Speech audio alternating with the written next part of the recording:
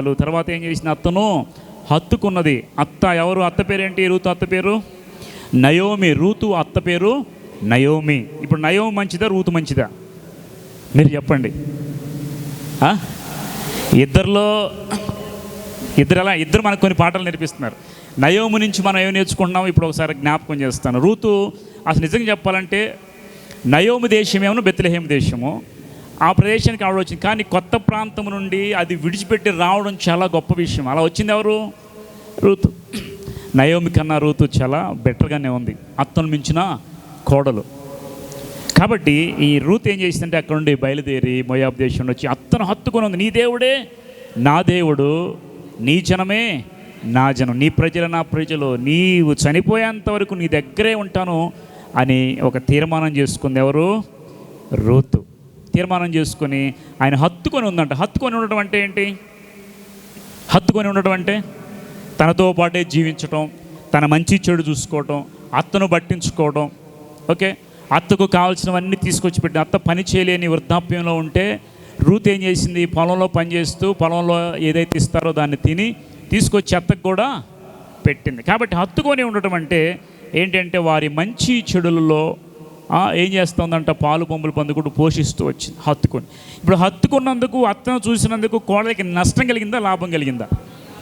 లాభమే కలిగింది. నేను ఒకటి చెప్తా, నీకు ఎవరు మంచి చేసినా చెడు చేయకపోయినా, ఇది గుర్తించినా గుర్తించకపోయినా, నీకు ఎంత మంచి చేసినా నిన్నెవరు గుర్తించకుండా కీడే మాట్లాడుతున్నారనుకోండి, నీకు న్యాయము తీర్చేది దేవుడు.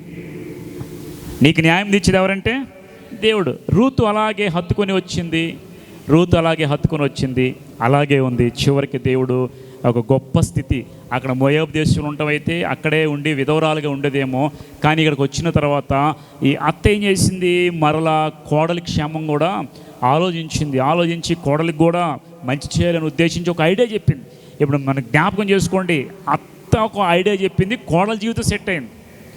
ఇప్పుడు ఈ చెవి అనిద్దంట, నేను లేకపోతే నువ్వు వినలేవని మన బాడీతో ఉందనుకో.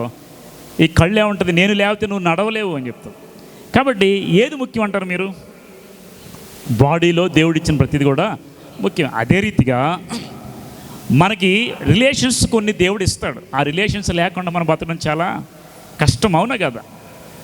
ఇప్పుడు బయటికి వెళ్ళి చూస్తే కార్పొరేట్ దేశంలో బాగా సాఫ్ట్వేర్లో పనిచేస్తున్నారు చాలామంది. బయట పెళ్లి చేసుకుంటున్నారు, బెంగళూరు, హైదరాబాద్, పూణే అటువైపు వెళ్ళిపోతున్నారు, వివాహం చేసుకుంటున్నారు. ఇప్పుడు కండిషన్ అత్తగారు ఉండకూడదు,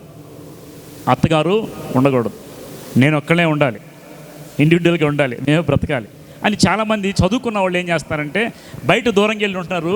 వాళ్ళిద్దరికి ఈగో ప్రాబ్లమ్స్ వచ్చేసి కొద్ది కాలం అయిపోగానే ఏం చేస్తున్నారు? వీళ్ళు నువ్వంటే ఎంత, నేనంటే ఎంత. అదే ఇంట్లో తల్లిదండ్రులు పెద్దవాళ్ళు ఉంటే ఏం చేస్తారు? వీడు గొడవ చేసిన ఒక దెబ్బేస్తారు, వాడు గొడవ చేసిన ఒక దెబ్బేస్తారు, సెట్ చేస్తారు. అలాంటి సమన్వయకర్తలు లేనప్పుడు కుటుంబాలు ఏమైపోతాయి అంట? విచ్ఛిన్నమైపోతాయి. కాబట్టి గుర్తుపెట్టుకోండి. ఇప్పుడు అత్తను హత్తుకున్న కోడలికి స్థితి విధవరాలుగా ఉన్న ఆ స్థితిని అత్త ఏం చేసింది? ఒక ఐడియా చెప్పి బోయజు దగ్గరికి పంపించింది. ఓకే, ఇప్పుడు అత్తను బట్టి బోయజు దగ్గరికి వచ్చినటువంటి రూతు ఆశ్రయించబడిందా లేదా?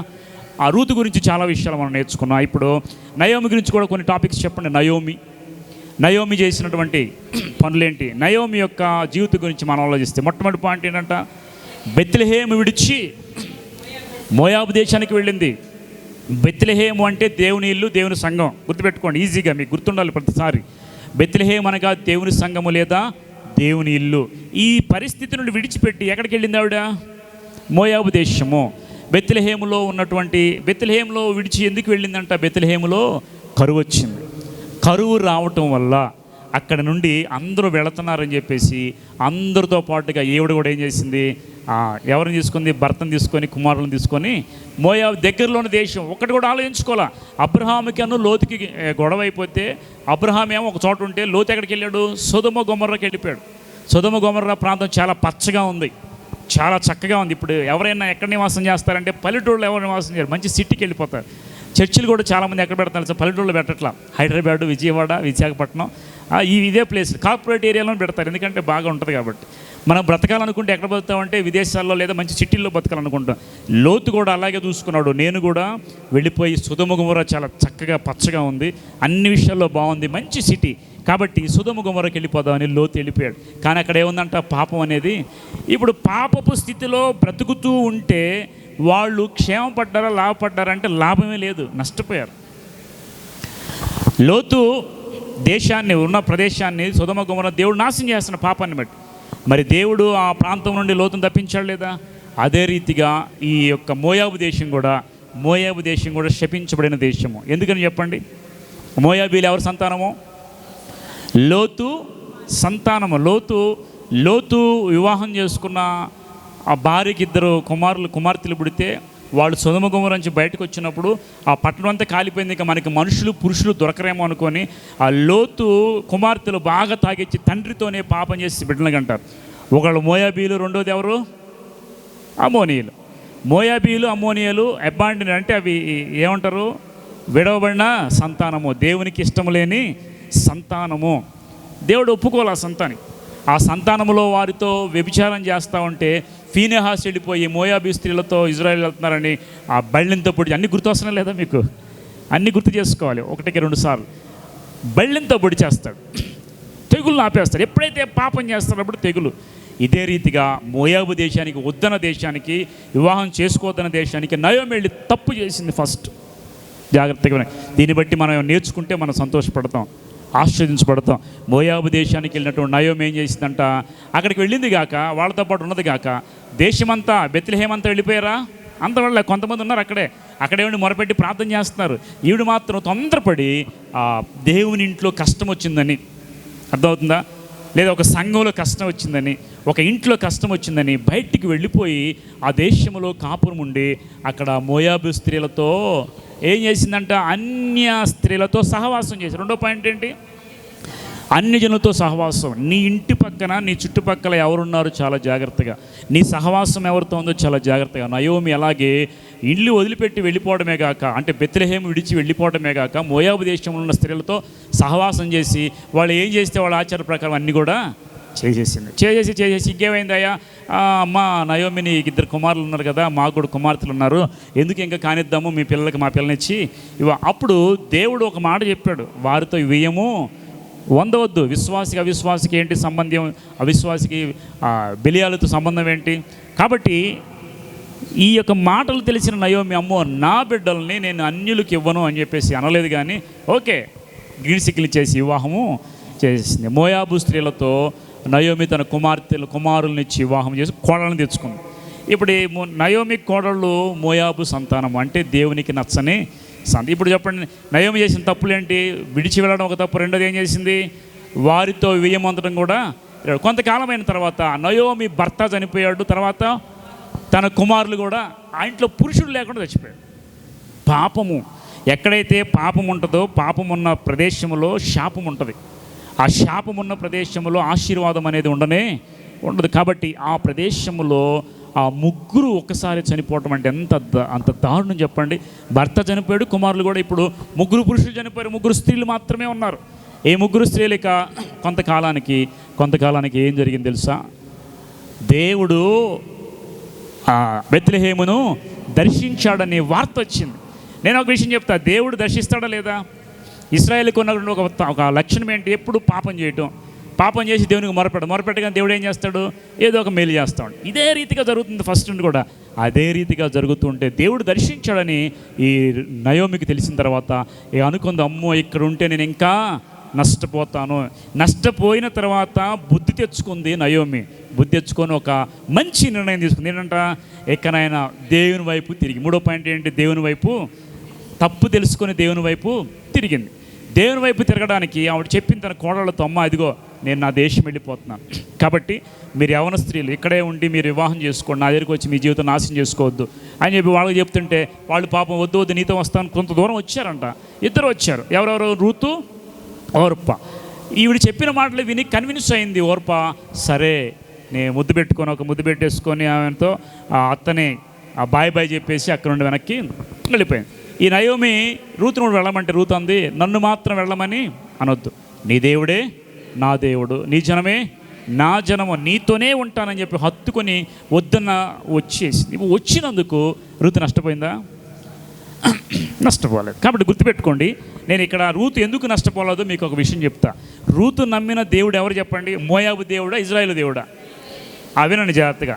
మోయాబు దేశం నుండి బయటకు వచ్చి ఇజ్రాయేలు దేవుని యొక్క గొప్పతనం చేసుకొని యెహోవా దేవుని నమ్మి ఆనుకొని ఆ దేవుని కుమార్తె అయినటువంటి నయోమితో సహవాసం చేసింది. మీరు గుర్తుపెట్టుకోండి, ఇప్పుడే మీ సహవాసం ఎప్పుడు కూడా నీతిమంతులతో ప్రార్థన పరులతో మీరు ఉంటే మీరు కూడా ఆశీర్వదించబడతారు. లేదు లోకస్తులతో మీరు కలిస్తే మీరు కూడా ముందు కన్నా 7 రెట్లు పడిపోతారు. ఈరోజు బాగా ప్రార్థనలో ఉండి లోకస్తులో సహవాసం చేస్తే ముందున్న స్థితి కన్నా 7 రెట్లు పతనమైపోతారు. తెలుసా మీకు? గమనించారు ఎవరన్నా? అదే దేవుని బిడ్డలతో సహవాసం చేస్తే మీరు ఆశీర్వదించబడిందే గాక మీ కుటుంబం కూడా ఆశీర్వదించబడి. అలాగా వెళ్ళిపోయింది. అతను హత్తుకొని బోయజు పొలంలో చేరి. ఇప్పుడు చూడండి, ఈ నయోమి ఏం చేసింది? తప్పు తెలుసుకుని మరలా దేవుని వైపు తిరిగింది. తప్పిపోయిన కుమారుడు కూడా ఆస్తి తీసుకున్నాడు, సగం తీసుకొని వెళ్ళిపోయి దూరదేశంలో వ్యాపారం చేసి దుర్వ్యాపారాలు చేశాడు. మంచి వ్యాపారాలు కాదు, దుర్వ్యాపారాలు చేశాడు. తిన్నాడు, తిరిగాడు, ఇష్టం వచ్చినట్టు ఎలా పడితే అలా తిరిగాడు, డబ్బు పోగొట్టుకున్నాడు. ఇప్పుడు జాబ్కి వెళితే ఎవరు జాబ్ ఇవ్వట్లేదు. ఒక చోటకి వెళితేయా నా దగ్గర పని అయితే లేదు కానీ నీ జీతం ఇవ్వలేనంటే సరే ఇవ్వలేకపోతే కొంచెం ఒక ముద్ద పెట్టి అన్నాడు. సర్లేని వెళ్ళి జాయిన్ అయ్యాడు. జాయిన్ అయిన తర్వాత అక్కడికి వెళ్ళి చూస్తే పందుల పొట్టు తింటా ఉన్నాడు. పందుల పొట్టులో అన్ని తొట్టులో పందులన్నీ ఆ మూతి పెట్టి తింటా ఉంటాయి. ఇతను కూడా వెళ్ళిపోయి ఒక పందిలాగా ఆ పొట్టు తినంటే ఒక పంది పక్కన నెట్టేసింది. అప్పుడు నెట్టగానే వీడికి బుద్ధి వచ్చేసి, నా బ్రతుకు ఏంటి, నేను రాజకుమారుణ్ణి, ప్రశస్త వస్త్రాల ఉంగరాలు నాకు ఉన్నాయి, కానీ ఈరోజు పందుల పొట్టు తిని నేను బ్రతుకుతున్నాను, అవి కూడా నన్ను ఛేదరించుకుంటానని బుద్ధి తెచ్చుకొని మనం పడిపోయిన తర్వాత మన చుట్టూ వాళ్ళే మనల్ని ద్వేషించేస్తారు, ఛేదరించుకుంటూ ఉంటారు. ఆ స్థితి కనుక నీవు గమనించి తెలుసుకున్నట్టయితే, నీకు బుద్ధి వచ్చినప్పుడైతే వెంటనే అనుకున్నాడు తప్పని కుమారుడు, ఇదిగో బుద్ధి తెచ్చుకొని నేను నా తండ్రికి పరలోకమున్న దేవునికి విరోధంగా పాపం చేశానని వెళ్ళిపోయి ఇద్దరిని క్షమాపణ అడుగుతాడు. వెళ్ళగానే తండ్రి హత్తుకున్నాడా లేదా?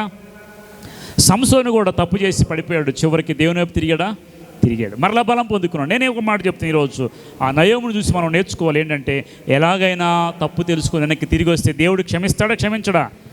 నీవు 100 సార్లు తప్పు చేసినా కానీ 1000 సార్లు తప్పు చేసి పడిపోయి మరలా తిరిగి వస్తే దేవుడు నిన్ను, అంటే తప్పు చేయమని కాదు కానీ అన్నిసార్లు పడిపోయి మరలా ప్రభు దగ్గరికి వస్తే ఖచ్చితంగా ప్రభు చేర్చుకుంటాడు. దానికి ఎగ్జాంపుల్ ఆ తండ్రి తప్పైన కుమారుని చేర్చుకున్నాడా లేదా?